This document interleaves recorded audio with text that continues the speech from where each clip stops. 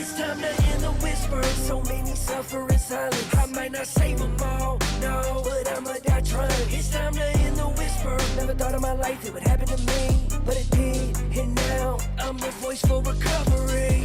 Hey, it's Jeff Breedlove with the American Addiction Recovery Association, and I'm with Scott Cochran.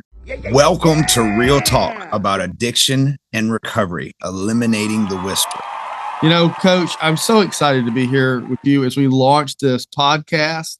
Another step on the journey as AARA moves across the country and frankly, globally with this podcast and our social media to do what you said we need to do. And that's eliminate the whisper. And I want to start this whole podcast journey off because somebody asked me the other day on Facebook, what does eliminate the whisper mean? And what I want you to just come right out of the gate and tell everybody, why does that phrase, eliminate the whisper, resonate with you? What's important? What's the message behind that phrase? Well, I think to get real simple about it, it all kind of came to fruition, I guess is the word. We started American Addiction Recovery Association, and I was calling people for donations so that we could get from state to state. I just remember specific phone calls where I'd be on the phone and I'd talk about it, and all of a sudden you'd hear, my nephew struggles. And it just, after the third time, it just threw me off. Like, why are you whispering about this? And it just made me realize that it's something we've got to do. We've got to step up for our disease. So that's really where it came from, I guess. And it's such a great phrase because it works well in conversation and it works well in communicating a goal. But it also describes what people say is the most dangerous part of the disease, which is stigma. So what you're really saying when we say eliminate the whisper is don't be stigmatized. Right. Don't be ashamed. That's right. And Coach, that's I think our message as we go across the country of eliminating the whisper, it's going to save lives, it's going to restore families, and it's going to strengthen community. That's what this podcast will do too. This podcast is going to be a multi platformed situation where sometimes Coach and I will be on talking with the guests, sometimes just Coach, sometimes just me, sometimes Catherine and Doreen will be on talking from a family perspective, because if there's one thing you need to know about AARA, we are determined to unite the voices of survivors and peers with family members and bring that political strength across the country in a unified voice. So we'll have sometimes where it's not so much two survivors, but it's two family members talking to folks. And we're excited to bring these messages. Sometimes there'll be deep policy discussions about legislation and funding, and sometimes there'll be what we hope are heartfelt stories about people's journeys, and sometimes it'll highlight the good work of other organizations, our partners in specific states and in cities, and the work that other folks are doing on the front lines of our disease. So there'll be a plethora. That's right. And I'll be focusing on the legislative side. Right. Because he is known as the policy guru. I know as the guy who gets out there and goes, it's the fourth quarter. Yeah, so we'll switch roles. No, we hope this podcast becomes something that you put on your podcast list, your social media list, as one of those recovery, addiction, epidemic-based podcasts that you need to check out, listen to, and share with others. Let's go back though, before we get into the podcast itself. And folks may not know, like, your journey and your story and my journey and how we met. And what I'd like to ask you to do for a minute is tell folks a little bit about your story. How did Scott Cochran, this legend with 8 championship football rings that people stop in enterprise rental stores in downtown Washington for photographs, how did this well-known, successful coach go from that to active addiction to recovery? Yeah. Man, just so excited for this opportunity for the people listening. I want to just point out that you're going to hear from so many different sides of it, from the family members. So if you have someone struggling in your family, this is the podcast to listen to, right? If you are struggling, please just keep listening and reach out. But my story, just a quick snippet of mine is in 2012, a doc prescribed me oxycodone for my migraines because my migraines were just really bad from coaching, from yelling, actually, is what the doc said. And of course, the doc said, please just stop yelling. Like, yeah, okay, that's possible. How about you stop breathing? And I didn't think anything of it. I was making a lot of money. I was winning championships. I was working at the University of Alabama, and the doc said, "Hey, this is addictive." And I was like, "Yeah, right. I'm not gonna get addicted to something. That's for the people under the bridge." And sure enough, within 2 years, it had me hooked, and I couldn't stop. And it just kept getting worse and worse and worse. And in 2020, I had an overdose, and my wife found me dead on the ground after a Zoom meeting, and it shook our lives. It shook her life, uh, and definitely shook mine. But I went to rehab, and once I got out of rehab, I thought I was cured. Just like most folks, the first time they get a little taste of recovery, oh, sure, I'm cured. And that wasn't the case. I didn't have a strong program walking out the door. And so I had a setback. And so then I got 2 years, 2.5 years clean. And then I had another setback. And so in 2024, I decided to step away from coaching. And I had full support from Coach Smart, Coach Saban, full support, to get better and to heal. And then we started AARA, and where this started was really cool. I was literally doing an IOP, which is an outpatient program called the Commencement Center in Athens, Georgia. And they asked me, "Hey, could you come speak at this?" Was it Warriors for Recovery? Athens Recovery Warriors, right? Athens Recovery Warriors asked me to come speak, and I was, of course, when you're in recovery and people ask you to do something, you just do it. You don't ask questions. It's just part of your recovery. And so I went to go speak, tell my story, and sure enough, the MC, or the person that was up there the whole time, was Jeff Breedlove. And so I'm, Googling him. My wife is Googling him, like, you got to meet him. You got to meet him. And didn't think much besides that. And we went to take a picture at the end for speaking. And we just kind of bumped into each other. And I had told him, hey, he asked me what I was doing. And I said, well, no one knows this, but I just resigned a couple weeks ago from football, and I want to get involved in recovery in this world. And it was like, ding.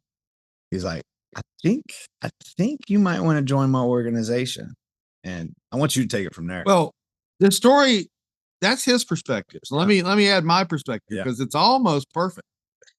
It wasn't, I didn't know you were speaking either there. So I show up in the room, and I was asked, so you go, and they tell me when I get there who's speaking.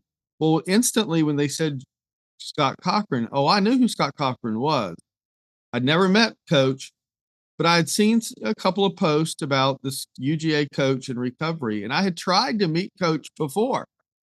And look, my son is a college football player, and I know how it works, but I was focused on recovery, and I asked this person in Athens, could you get me an introduction to Coach? And they said, well, yeah, but you realize it's football season right now, so we'll wait till it's over. And I was like, oh, fine. So I'd been waiting to meet Coach, and so it wasn't an accident that we kind of bumped into each other afterwards. I had one goal, to get a picture with Coach and just ask him, would he maybe do like a 2-minute video? Because I didn't know about stepping away from coaching. I was just hopeful he would like do a little video, talk about it's okay to be in recovery, as somebody who was well known. That was what I was hoping he'd bless our community with.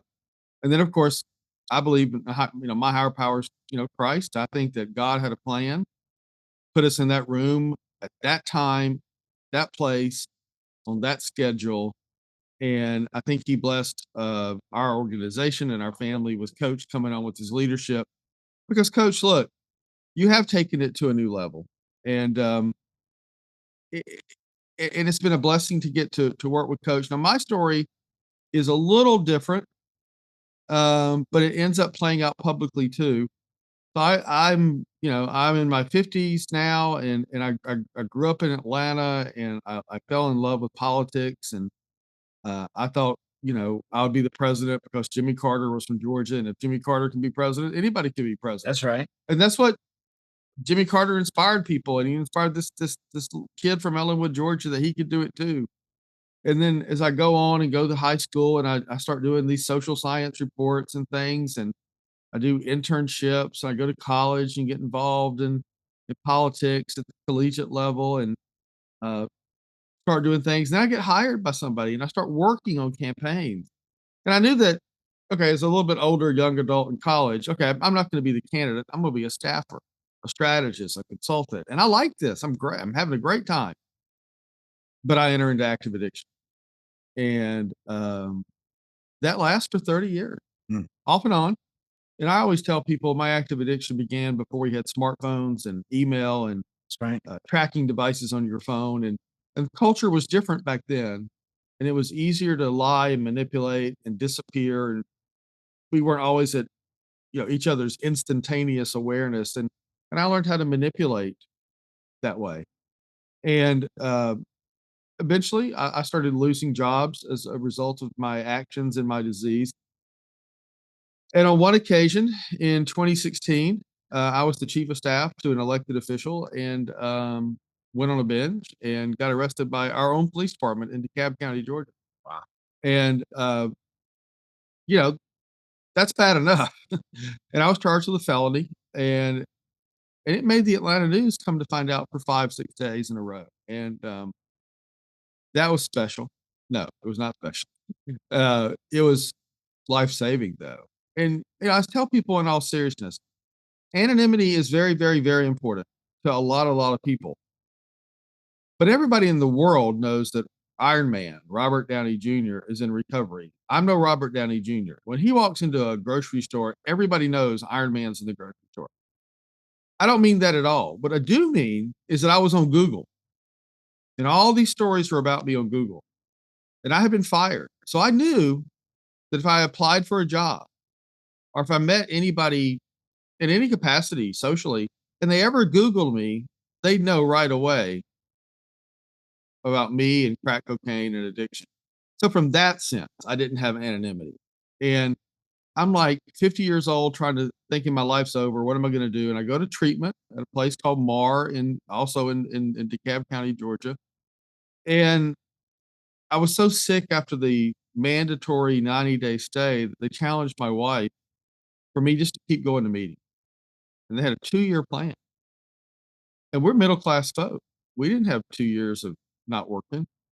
But she stepped up, and my wife and my son Jack and my wife Catherine, it is a family disease. And looking back, I realize now how they stepped up for me at key moments. And they stopped enabling me at one point when they learned about it, and they started supporting me, and they were victims. And so that's on my heart, that it's family disease. But my wife, she stood by me. My son stood by me, and all I did was go to meetings for a long time. I had him a sponsor, Roland S. And I just did what Mara and my sponsor told me to do. And I think I needed every one of those year and 8 months after the 90 days. And then Mara said, "Hey, it's time to go back to work." And Sure. I didn't want to go back to work. I could get a good system going. No, I understood in all seriousness how my Delta Airlines pilot roommate had already been back flying airplanes. And my heart surgeon roommate had already been back in the operating room operating on hearts. And those are kind of two big deal things to me. I think operating on hearts is advanced surgery, and flying an airplane is a big deal. And I knew professionals could succeed in the professional world again. But I kept saying, but not in politics or politics. But you see, that's just a lesson that I wasn't fully embracing the surrender part of recovery. And that's what your addiction tells This is you. what my addiction told me. So they were like, nope, you start making phone calls. And I did. Hmm. And people said no, or they wouldn't take my call. And it's very humbling. But y'all, this is the power of connection. The opposite of addiction is connection. One person said, yes, Jeff, I'll help you. His name is Chris Carr. He happens to be the Attorney General of Georgia. It just took one person to say, yes, I will help you. And Chris Carr introduced me to this whole Georgia recovery community that I didn't know about. Hmm. And it changed my life.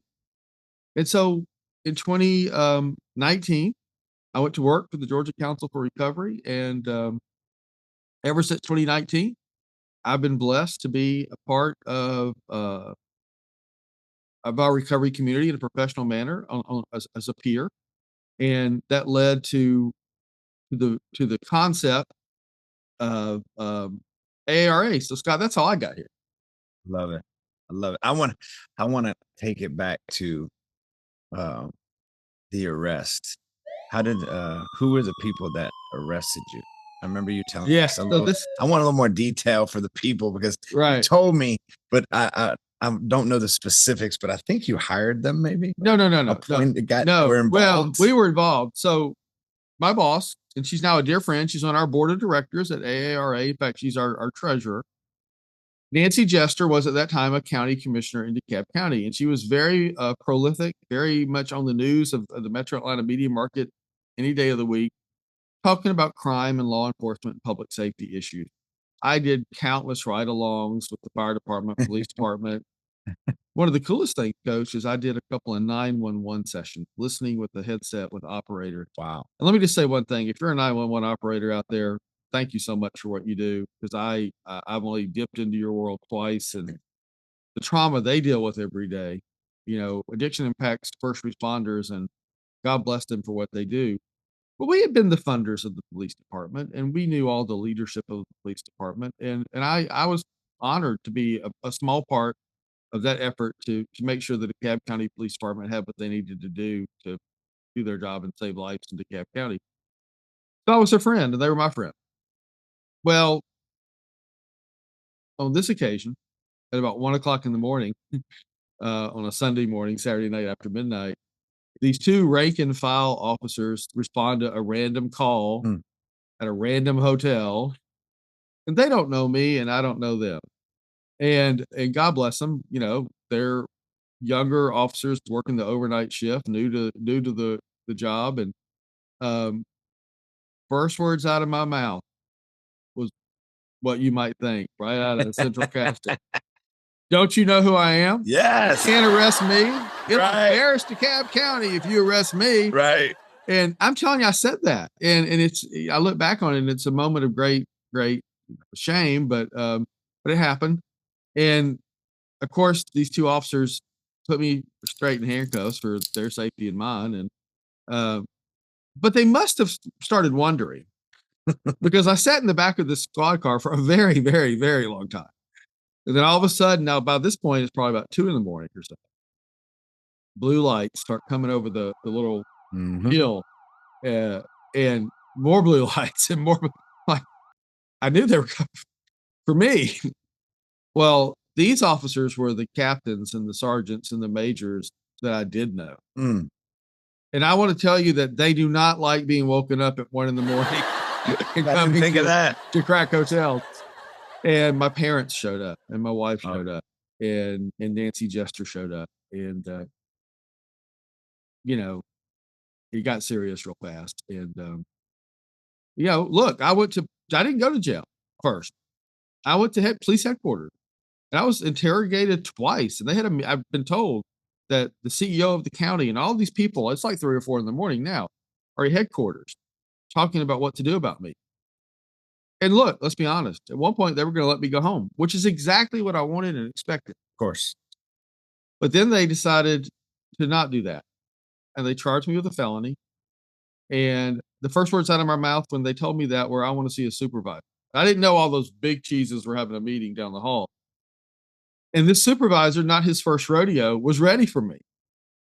And he said things that I'm pretty sure are not the DeKalb County Employee Handbook to my face. in a direct way, maybe much like coach might say to a player on the field. Never. And, I would never. Then he stopped, this big man who makes one of coach's linebackers look small. And he hugs me.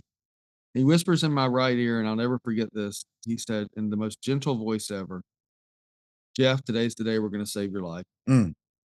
Now, his solution to saving my life was to put me back in handcuffs, which I thought was a terrible way to start saving my life. But I'm driven to jail from headquarters by a 26-year-old Cab County police officer who I had done 2 ride-alongs with. He was embarrassed. I was embarrassed. The sheriff himself met me at the jail. By this point, it's 5, 6, 7 in the morning on Sunday morning.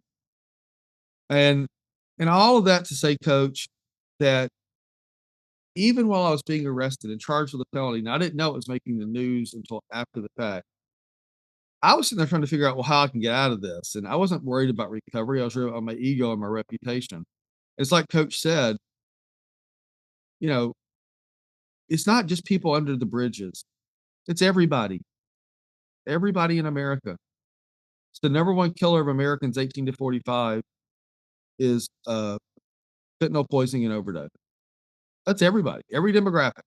And Coach, you have a great analogy of what that means, because that average is 200 a day. Yes. And when I say 200 a day, folks out there listening and watching may go, well, what's 200? Coach, but you know what 200 is. Tell people what 200 a day is. Yeah.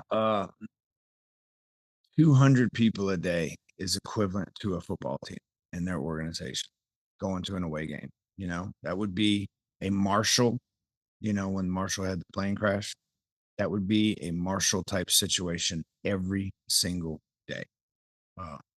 It is an epidemic. It is, we don't need World War III, because we're killing off an entire generation. I mean, ages 18 to 45, this is the number one killer in our country. And honestly, that's why I'm so passionate about what we're doing, and so passionate about AARA and eliminating the whisper. Cool part, you know, if you're listening, is you hear Jeff laughing kind of through his story. You know, having a felony, spending time in jail, all of these different things. We can laugh through it now because we're on the other side. And I'm sure there's families listening that they're similar circumstance, and it feels like the end of the world. And it does. It feels like complete tragedy, and you like a big loss. And how are we going to make ends meet? How are we going to get help? And I just want to give you some hope, right? Listening to Jeff's story gives me a lot of hope, because I pick up phone calls on my ride in today. I had a phone call from a guy that just connected with me on IG, and he said that his friend is really battling alcohol. And I said, look, send him one of my stories, because all my stuff's, you know, public on YouTube. Send him my story and tell him I'm going to call him tonight. And hopefully we can get him some help, some professional help. You know, I can't do anything for him except, you know, tell him about recovery and how awesome recovery is, because it is incredible. This side of recovery is amazing. And to be able to give back keeps me strong in my recovery, you know, and that's how I feel that, you know, eliminating the whisper is really where it comes from. You're listening to Real Talk about Addiction and Recovery, the new podcast from the American Addiction Recovery Association. Our president is Coach Scott Cochran. Now, you know Scott from LSU and Alabama and University of Georgia, and now as the head coach. You got a new gig. Come on, tell us what you're doing now. I got it on. I got my West Alabama gear on. So now I'm the head coach at the University of West Alabama in Livingston, Alabama. Turn up. You can move up. Come on. This has been a really cool little journey to get me right where I'm at. And that's what I'm gonna ask y'all to do. I want you to be right where you at. Whenever you set foot in the building, whenever you're thinking about what we're trying to accomplish, I want you to be right where you're at. Right where your feet are, keep your head in the same spot. Who I am, I've coached on a lot of good teams, coached a lot of good players, developed, I don't know, 50-something first rounders. So got 8 national championships, but I've lost 2. My goal has always been 10. It's always been 10 since day one. I want to win 10 of them. So I'm at 8. We is what it's all about. Yeah. After taking a year off and really digging into AARA, I felt like I had time to do more. And so I had a bit of an itch, and that needs scratching. And so some phone calls started coming in. And after talking to Jeff about it and a lot of prayer, the West Alabama gig came about, and they asked me to be their head coach. It's a Division II. It is so much fun, but it gives me time to be able to still, be heavily involved in the AARA and still be the president. So it was a win-win in my mind. I hope he thinks so. Time will tell. But I've just started over there, and it's been great. Coach, I think it's a blessing because God has a plan for all of us, and you need to you're a coach, and these young men that you'll bless at that program, winning on the field and winning in life off the field, and hopefully you'll be blessed to keep what's in your heart and serve as president of AARA, and use this platform to grow it and bless it. But congratulations. We all have a new favorite Division II team. And you got to get over and watch some of these games and Yes, come on. and cheer coach and his team on. But let's talk back to you have 2 teams, Yes. right? Yes. But on your team ARA, as we go through this podcast, you'll see that we have really 5 kind of core projects. And we'll break those down deeper in other episodes. But just to touch on those, there's the one where we're working very, very closely with organizations across the country to get overdose reversal kits, not only in buildings, but past and general assemblies to be mandated in certain types of buildings, not private sector building, but government building. So the opioid reversal kit project. I'm going to jump in right there. This is so crucial because Narcan saved my life. I wouldn't be here without it. So I think this initiative is the most important one because, addiction kills. And, through this process, what I've found is if someone's struggling, they need to have Narcan available. Family members need to have it. So to be able to have it in a public space, wherever there's an AED, wherever there's a fire extinguisher, will save lives. And so you'll see that 107,000 last year overdosed and died from this disease. You'll save some of those people, and that's what we're doing. Yeah, it's so important. And so we got that. We've got, of course, our general advocacy project. We're at the heart an advocacy organization. We've got to advocate from Washington, D.C., the administration and Congress, to agencies, to state capitals across the country, but most importantly, in local communities at the county and city level, where so many decisions are made. And we will be leading the way. I want to jump in again. So go. I want to jump in. We went to DC in what was it, June? In June. In June of 24. And I thought I was with the heavy hitter of politicians. My man knew how to work a room. My man knew how to get things done in those rooms. Man, I was just sitting there like, okay, you're the man. You got it. So we got a good team. We are a great team. Look, I appreciate that. But let me tell you what I saw on that trip. Oh, Lord. Here we Listen, I used to be a chief of staff up there, and I do know my way around. Oh, yeah. I had staffers coming up by the time they realized going to go, hey, wait. My boss, not when they say their boss, they mean they're the member of Congress. My boss heard that coach is here. My boss wants a picture with Coach. A picture with Coach. Can y'all come by? Nobody does that. Legend status. But look, we can compliment each other all day long. Right. Scott is using his platform that God blessed him with to give back and save life. I'm going to use the platform that God blessed me with to give back and save life. And we need you on our team. Yes. And we'll talk about that in a minute. So we got the advocacy. Look, we're going to be a voice. Our voice will also combine survivors like Scott and I and family members. If you're a family member listening to this podcast, AARA is your organization too. Right there. Let me just say it straight up front. So we're also going to work on a 50-state project where we visit every state capital, having an event in every capital, bringing a legislative agenda across the country to pass at the state level. Everything from as symbolic as a license plate for the back of your car from that state to as complex as maybe a 70, 80-page bill to make sure parity laws are being enforced or there's no discrimination going on in the hiring process for our brothers and sisters as they go through their disease.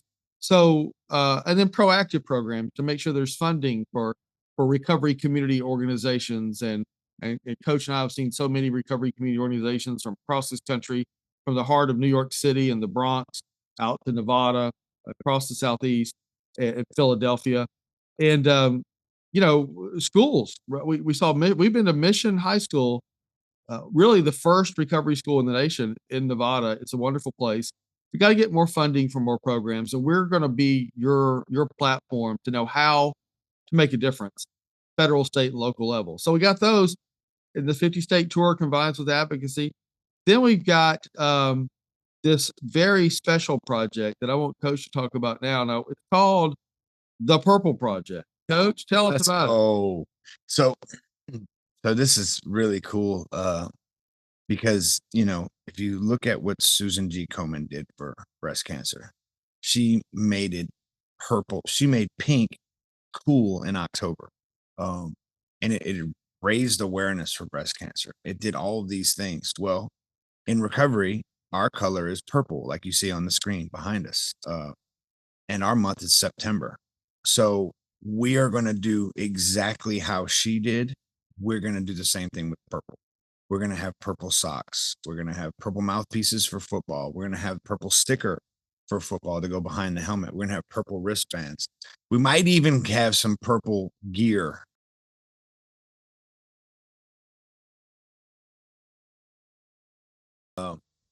That say eliminate the whisper, that says AARA, to let people know that recovery is real.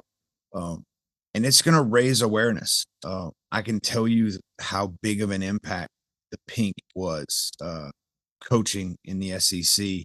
And, it was, I think it was about 2011, 2010 range. A kid wanted to wear purple mouthpiece.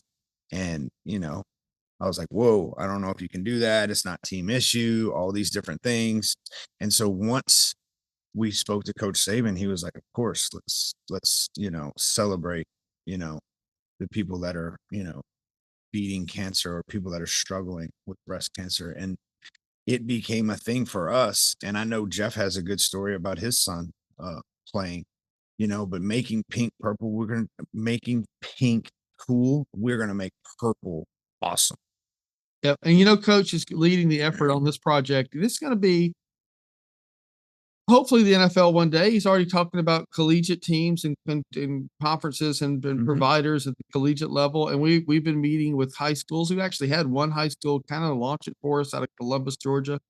The other day, I met with some leaders of the Georgia Department of Education who are building the bridge in Georgia for us to meet with the sports authority for high schools and all the superintendents for high schools so that they can collectively buy in at a state level. But look, it'll be as simple as a parent buying something for their player at high school or college, NFL too, if you're a mom and dad out there, you got somebody in the NFL, and then all the way up to a conference or a team doing a very advanced form of this and everything in between. We're very excited about that. And I actually think my bias in this is, look, I can't wait for the day that coach tells me it's going to be on some NFL team Hmm. or a college team. Those will be great. But what I know is going to make a difference on Friday night lights in towns across America, cities that maybe don't always get attention. When that purple appears and those cheerleaders and those football players and those kids that support the football team on the sidelines are wearing purple, and those parents up in the stands start talking. If you're from the South, you know what Waffle House is. And you might have the waitress at Waffle House whose kid plays on the team sitting next to the president of the local bank. And normally they may not interact during the day, but on Friday nights it brings that community together. That's right. And they, my kid's wearing that purple because so and so is in recovery and he wanted to. Oh, well, that's okay then, huh? Yeah. Oh, well, because and we break that stigma down. That's what's going to happen. The coach is leading that way. Now, the other fifth project is also very important. It won't have cool stickers and mouthpieces, Right. but it's called the Recovery Friendly Workplace Project, and it will reach as many Americans.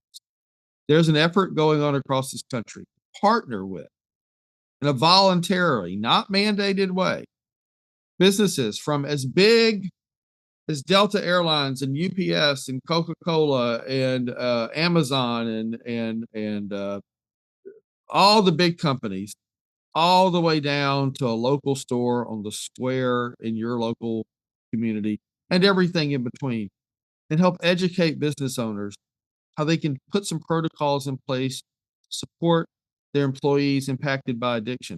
Not just the employee in addiction, but maybe the employee whose family's member is in addiction and their productivity is slowed down and you don't know why it's slowed down, but they're afraid to talk to you about it.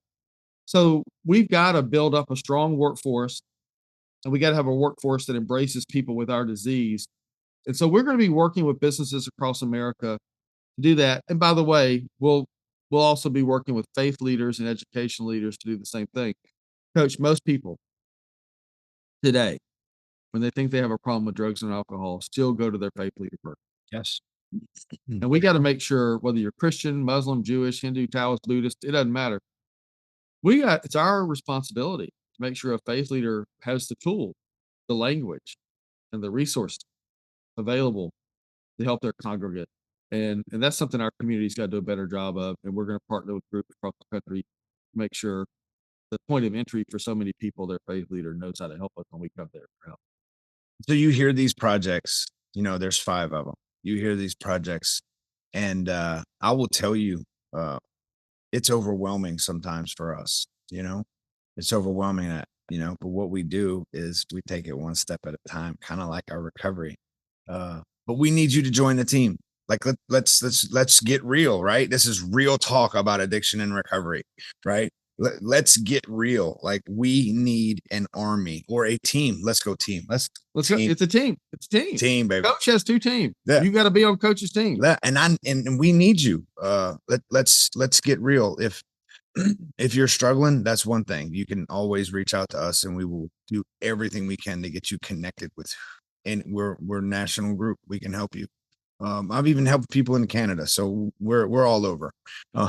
But we need you on our team. And what does that look like, right? What that looks like is you paying attention, putting us on your podcast list, listening to what we have going on. We're going to entertain you, right? We're going to make it lighthearted. We're going to make it a little bit fun. We're going to bring on some really cool guests. We have some awesome guests that they're going to blow your mind to hear their stories. And then you're going to hear some legislative stuff. But we need you on our team. And so I want Jeff to go into what that actually looks like, because if I'm listening and I'm like, what do you mean be on your team? I'm listening because I'm driving down the road and I need some entertainment. I'm listening because I believe in recovery. We're going to have all sorts of different people listening. And so I want you to join AARA and help us eliminate the whisper. Well, Coach, the way I say it is, I said, what can I do? Yeah. Or who's doing something about it? Yeah. Well, let me tell you this.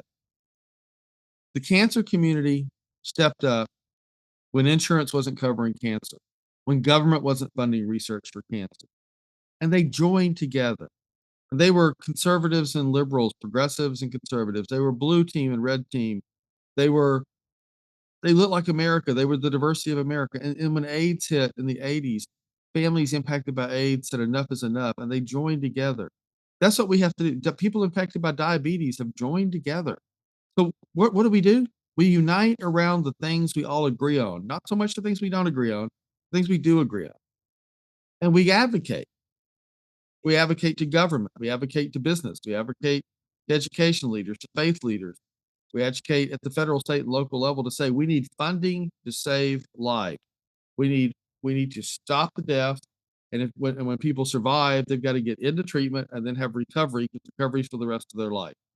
And that's what we've got to do. So it's complex, but it's simple at the same time. AARA is on social media. In the Whisper, we had to shorten and eliminate a little, to end because that this character spaces, y'all know that. But look, it's not hard to find Coach Scott Cochran on Jeff Breedlove or AARA. And we have QR code links attached where you can just sign up for our list. And I promise you this, we're not here to sell your email list, but we need you to join the email list. And that's how we communicate. We give you action items, things you can do. We let you know when we're coming to your community. Today, we are beginning a journey in 2025 to keep going across the country. And we'll be in cities all throughout 2025. As we launch this podcast in 2025, we'll be going to cities all throughout 2025, all over America. We'll let you know when we're there. And so it's the first step is the simplest step. Get with us on social media, sign up for the email list, follow us on social media, and you will then be informed. And we will have a regular series of updates on free action items you can take. And here's the good news, Coach. Most of those you can do through technology, the comfort of your own home. You don't even have to go anywhere. Do we need you to go to some meetings? Of course. But about 80-90% of what you do can be making a phone call, sending an email, doing a social media action. If we do that consistently and professionally and effectively, we can convince stakeholders that they can pass laws that are for us, oppose laws that are against us, provide funding for us so that families impacted by this disease are getting their taxpayer dollars and they're giving, look, Delta Airlines, where my dad worked for 45 years, is a great company that supports their employees in addiction. So I'll say this about Delta makes decisions about where to give their charitable dollars each year. Well, our disease is killing more Americans 18 to 45 than anybody else's. It's not Delta's job to know to give us money to support their giving dollars. It's our job to go earn their trust, earn their respect, and earn their support that they want to sponsor recovery, prevention, treatment, events in your local community. So we're the vehicle. We're that voice. Coach, let me be candid, okay? Let me say this. Some of you out there listening might call yourself a Republican, a conservative, and you know what the NRA does to the Second Amendment. And some of you folks might be a progressive, a liberal, a Democrat, and you know what Planned Parenthood does for that issue. Now, they're progressive and conservative, but professionally, those two groups represent their cause in an effective, national, serious manner, and they stick to their cause. Well, we represent people impacted on the red team and the blue team, progressives and conservatives. We are, if nothing else, we're bipartisan or nonpartisan. Either way you want to say that, we're for all Americans. Our disease is not red or blue. It's red, white, and blue. It's purple, baby. It's purple. We're the one. You may live in a partisan world, but we're your bipartisan opportunity to unite everybody in Congress, everybody at your state capitol, and everybody that's split in your hometown, arguing over everything else. We can bring everybody together and say, can't we all agree there's enough deaths? Yes. Can't we agree if somebody survives, there's got to be supports for them to maintain their recovery? So that's what we are. We're going to be that voice. We're going to change America. We're gonna eliminate that stigma. We're gonna make it as cool to wear purple as it is to wear pink. Heck yeah. And we're gonna revolutionize this, but we can't do it by ourselves. That's right. Coach knows how to coach a team. We need you to be the team. That's right. We need teams in all 50 states. We need a team that can go to every state capital. And we need a team that can go to every single city council meeting in every community in this country. And that's you, the folks listening to this podcast. This is Real Talk About Addiction and Recovery right here. That's the podcast you're listening to. And this is our inaugural episode. Coach, what a blessing you are to AARA, to our community. And it's not just you and me, Coach. We got a board of directors. Oh, yeah. We got a board of governors. Oh, yeah. We got other team members on our team. And we're all coming in service for families impacted by the addiction epidemic. You'll meet our board of directors, and you'll meet our board of governors and our other team members, and we'll meet you. The last thing you can do for us before I say goodbye and Coach says to sign off, if you liked this podcast, do mark it in your favorite and invite 10 people to listen to the next episode, because we want to be the place you go on your podcast for real talk about addiction and recovery. Coach, take us home. Yeah, I'm just excited to be here, excited for this opportunity to come to you live, and we're gonna be as often as possible to see you, and we're gonna be as often as possible to give you information. So just come join the team, right? We are Real Talk About Addiction and Recovery, eliminating the whisper. Y'all, recovery's real. We'll see you soon. It's time to end the whisper. So many suffer in silence. I might not save them all, no, but I'ma die trying. It's time to end the whisper. Never thought in my life it would happen to me.